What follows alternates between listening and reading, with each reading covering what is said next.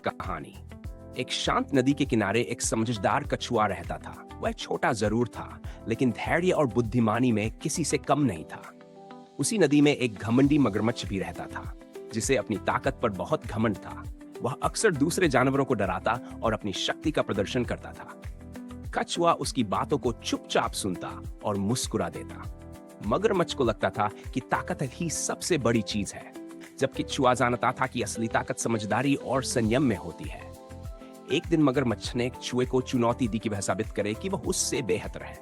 घमंड का परिणाम मगरमच्छ ने पूरे जंगल के सामने कछुए को दौड़ तैराकी की प्रतियोगिता के लिए ललकारा।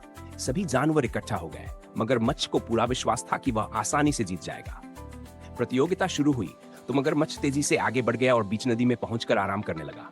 उसे लगा कछुआ बहुत पीछे रह गया होगा, लेकिन कछुआ लगातार धीरे धीरे आगे बढ़ता रहा। जब मगरमच्छ आराम कर रहा था, उसी समय कछुआ निरंतर प्रयास करता हुआ उससे आगे निकल गया। अंत में कछुआ पहले ही किनारे पर पहुंच चुका था। घमंड ने मगरमच्छ को हरा दिया। धैर्य और समझदारी की जीत प्रतियोगिता के बाद मगरमच्छ को अपनी गलती का एहसास हुआ। उसे समझ में आया कि केवल ताकत ही सब कुछ नहीं होती।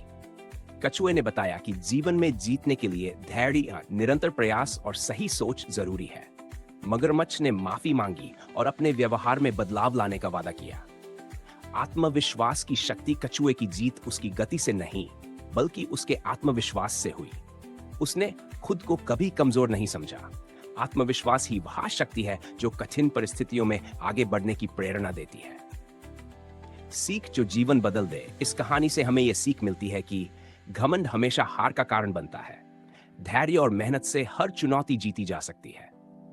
किसी को छोटा या कमजोर नहीं समझना चाहिए।